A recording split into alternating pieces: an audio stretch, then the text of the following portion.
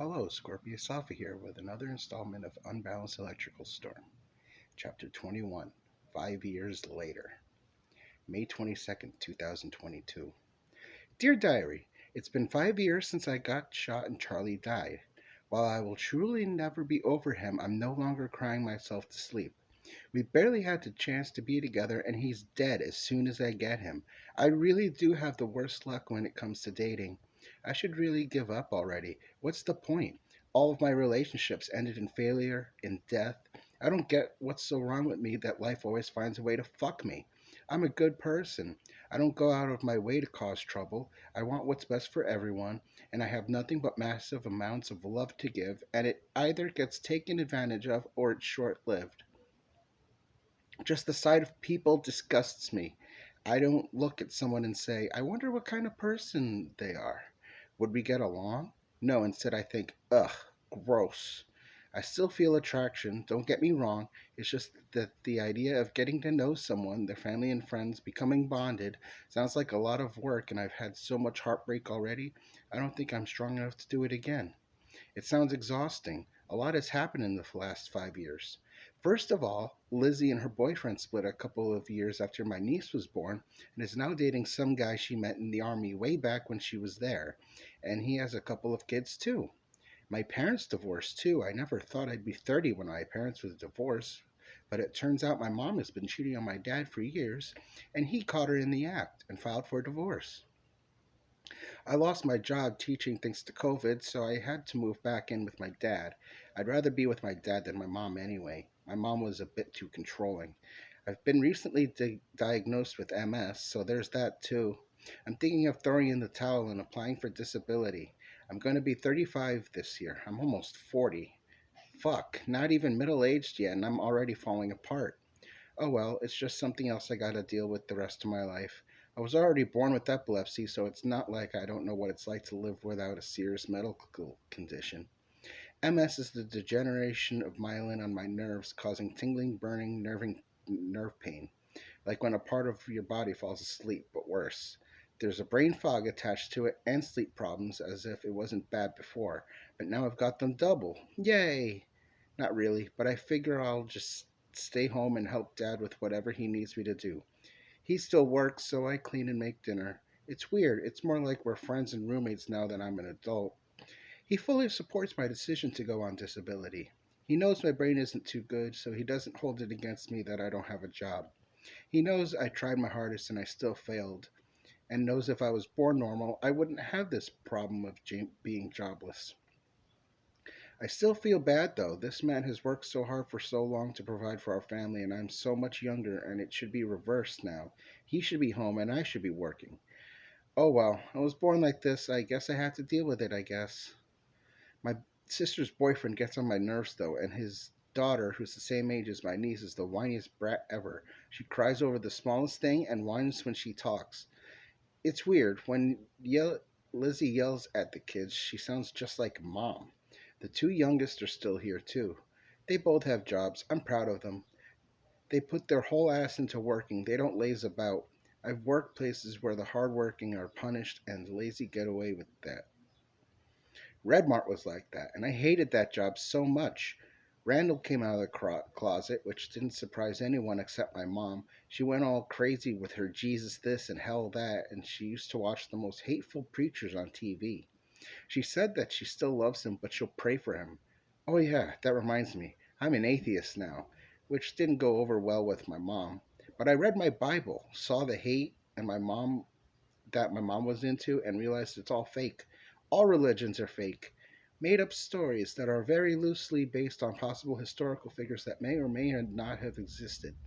Honestly, I've never felt freer in my life, like a weight has been lifted. There that there is no magical invisible God watching everything I do, making me feel guilty for the things I enjoy.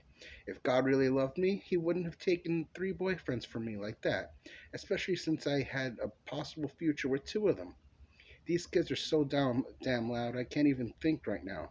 I guess that's pretty much what I've been up to in the past 5 years to the date. 5 years ago today, Charlie died, and at this point, I'm just numb.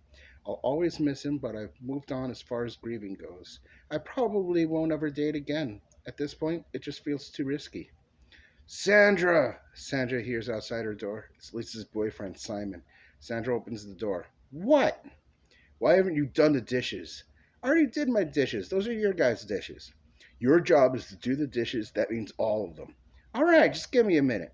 Hurry up. Sandra goes back to writing in her diary. Ugh, Simon really is the worst. He's a dick. Not just to me, but to everyone in the house.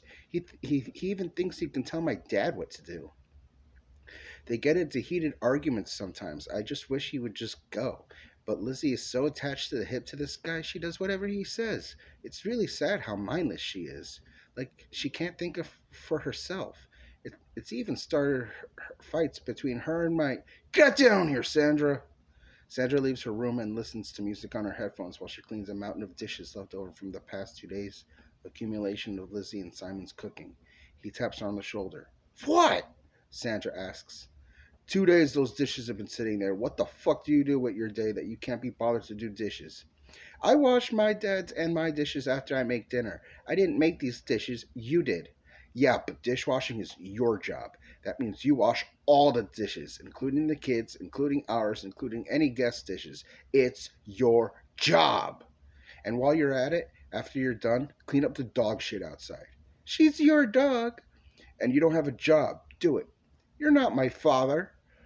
Your name isn't on the lease, therefore I'll just tell Lizzie to kick you out. He leaves. Fuck! Sandra yells as she slams the dish down, accidentally breaking it and cutting her hand. Shit! She cleans her cut, finishes the dishes, then picks up the yard. She goes back into her room and goes back to writing. Dad, causing a rift in the family. Because when it's a sibling and a parent, it's hard to choose sides sometimes. I'm really close to Lizzie, but our dad has taken care of us basically our entire lives. I don't like how Lizzie is acting though, and I'm liking her less. And there's a knock on the door.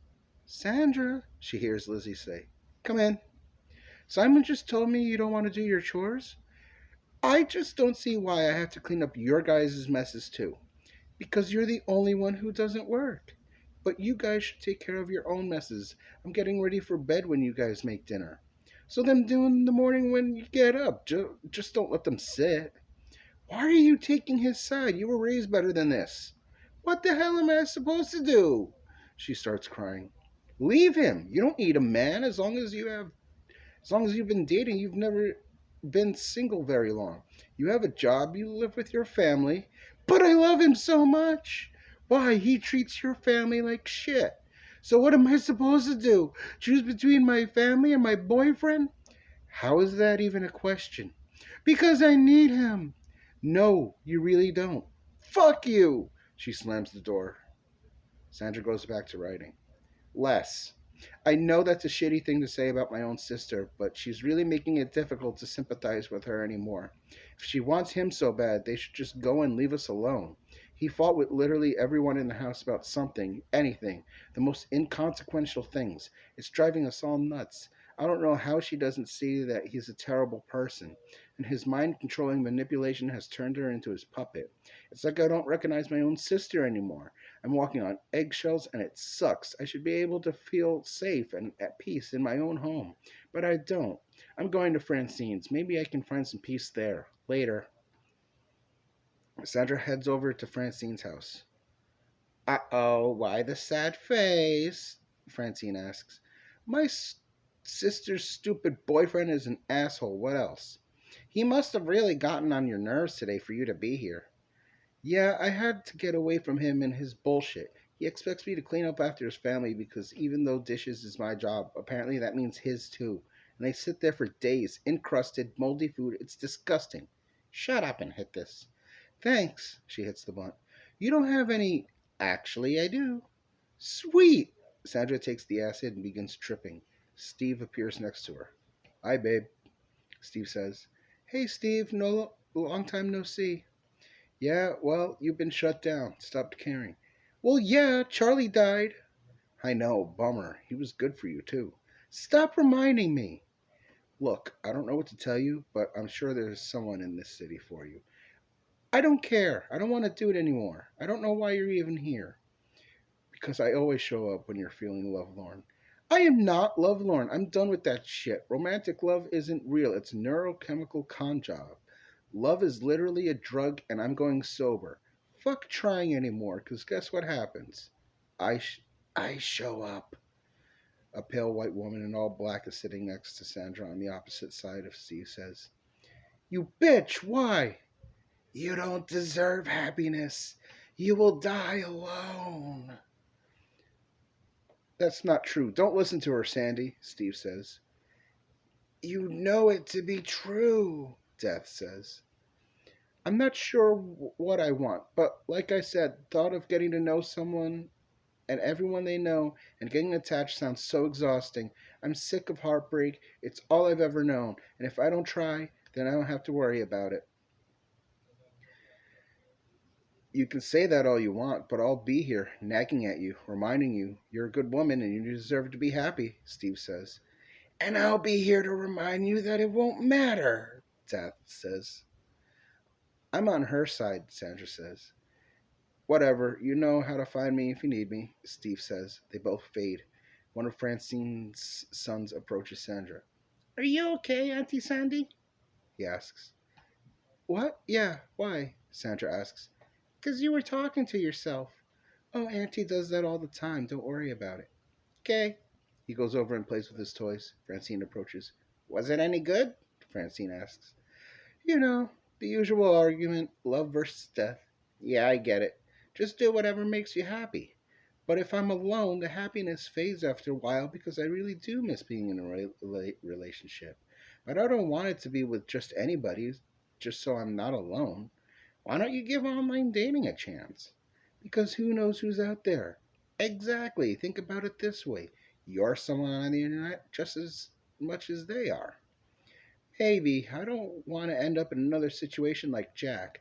I broke up with him and still took him back because he wouldn't leave me alone. Then stay alone. I am enjoying being able to do whatever I want. And what's wrong with that? Nothing, except I really do get lonely sometimes. I'd suggest a hooker, but I know you'd end up wanting to help them. God, yeah, I can't seem to stop that part of me. It's not necessarily a bad thing. You instinctively want to help people. It just goes to some of the wrong people. And the good ones get ripped away from me even when I do find one. It's the conundrum of life. We can't predict the future, so we can't be sure if we're taking the right path or not. We just have to let the chips fall where they will. Yeah, I guess so. Want to hit this before you go?